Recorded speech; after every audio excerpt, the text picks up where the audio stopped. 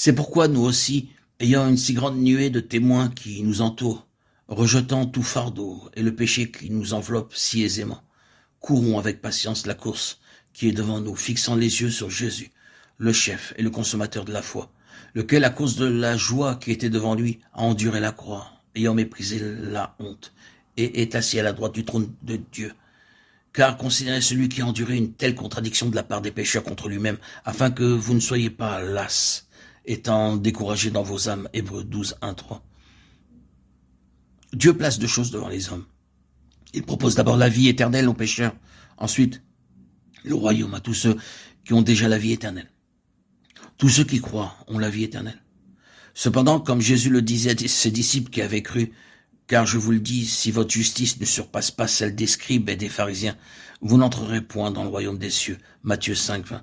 Le Seigneur Jésus déclarait aussi, ceux qui me disent Seigneur, Seigneur, n'entreront pas tous dans le royaume des cieux, mais seulement celui qui fait la volonté de mon Père qui est dans les cieux. Matthieu 7, 21. Il nous a aussi montré que pour avoir la vie éternelle, nous devons seulement croire, mais pour entrer dans le royaume, il nous est demandé de remplir une autre condition. Dès qu'une personne est sauvée, Dieu la place dans une course qui est devant elle. La vie tout entière d'un chrétien peut être comparée à une course. Il ne s'agit pas de courir pour obtenir la vie éternelle.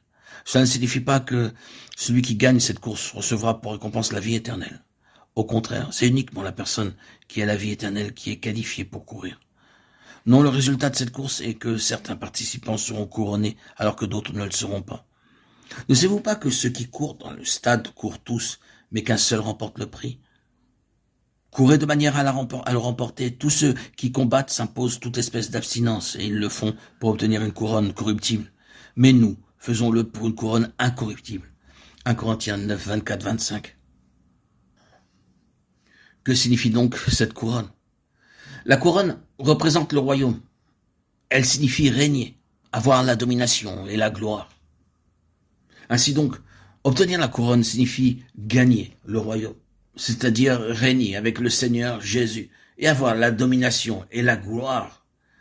Perdre la couronne signifie ne pas avoir le royaume, ne pas régner avec le Seigneur, ni recevoir la domination et la gloire. La couronne symbolise le royaume.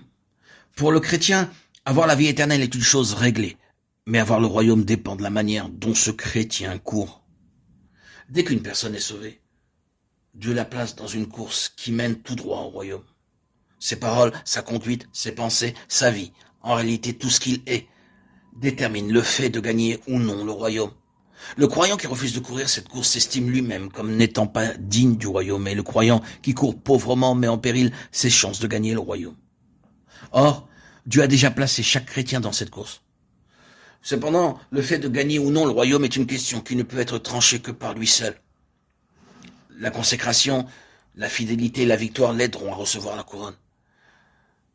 Mais ceux qui aiment le monde et vont après la chair n'obtiendront pas le royaume des cieux, bien qu'ils soient en possession de la vie éternelle, ayant cru au Seigneur Jésus.